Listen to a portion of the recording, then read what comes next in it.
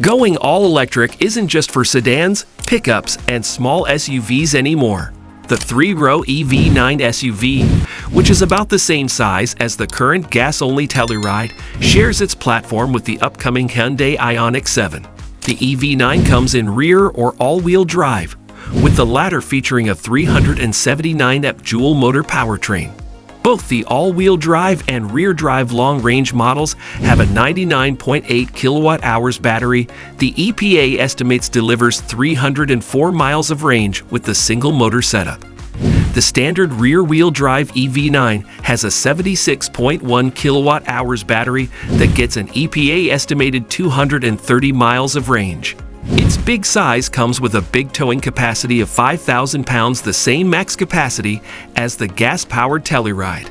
The EV9's usable third row of seats should appeal to growing families. Not only is it among the few 3-row EVs on the market with a sub-$60,000 starting price, but it's also an especially good driving EV of this size and an easy choice for our 2024 10 Best Trucks and SUVs and 2024. Before moving forward, don't forget to share, like, and subscribe our channel. What's new for 2024? The EV9 is a new nameplate for the Kia brand and the next in the company's plan to have 11 new electric vehicles for sale by 2026. Pricing and which one to buy. The price of the 2024 Kia EV9 starts at $56,395 and goes up to $75,395 depending on the trim and options. The mid-range Wind trim appears to offer the most value by unlocking the more powerful all-wheel drive powertrain for 379 horsepower. It also comes with desirable standard features such as second-row captain's chairs, a heat pump for the climate control system, heated front seats and steering wheel, and a host of driver assistance features. EV motor, power, and performance. The EV9 lineup starts with the rear-wheel drive light trim, which features a single rear-mounted electric motor that makes 215 horsepower. The light long-range version is rear drive too. However, despite adding a bigger battery, its peak power drops to 201 horses.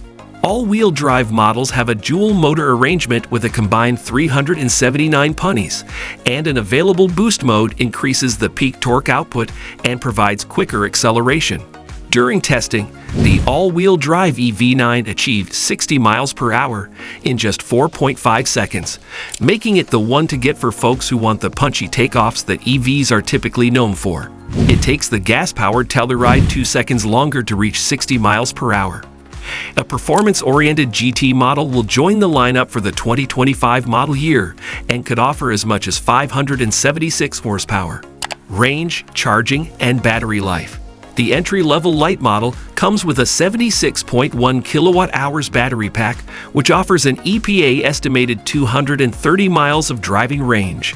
The light long-range model and the EADD versions have a larger 99.8 kilowatt-hours pack. The light long-range model is rated by the EPA for up to 304 miles of driving per charge, while the Wind EAWD and Land EAWD models are rated for 280 miles. Going with the top-spec GT line trim drops the estimated range to 270 miles per charge. During our 75 miles per hour highway range test, the EV9 GT line drove 240 miles, just shy of its 270-mile estimate. Every EV9 uses Kia's 800-volt electrical architecture, allowing DC fast chargers to replenish the battery quickly. The EV9's 11 kilowatts onboard charger is about average among competitors, but its 230 kilowatts maximum DC fast charging speed is said to add 100 miles of driving range in just 13 minutes, with an average charging speed of 139 kilowatts between a 10 and 90% state of charge. This rate is among the highest average of any EVs we've tested. Fuel economy and real-world MPG. The EPA estimates that the EV9 is capable of 80 to 89 mpg, depending on which drivetrain it uses. The EV9 Lite is the most efficient, at 89 mpg with the 99.8 kilowatt-hours battery pack and rear-wheel drive. It should be no surprise to anyone. The performance-minded GT line with all-wheel drive gets the lowest MPG rating of 80. Interior, comfort, and cargo. The EV9 can be ordered in either 6 or 7 passenger versions, depending on whether the second row has captain's chairs or a bench. On the EV9's upper trim levels, the third row is power folding. The front seats were firmly cushioned in the prototype we drove, and much of the synthetic upholstery felt a bit cheap. Hopefully that isn't the case for US spec models. The EV9's second row captain's chairs feel much like the fronts and offer heating, ventilation, and massaging. In the very back, the third row easily accommodates adults but requires some concessions given by those in the second row in order to offer comfortable legroom. The EV9's rear cargo space holds 20 cubic feet, nearly as much as the Telluride, or up to 82 cubic feet, with both the second and third rows folded flat. Infotainment and connectivity.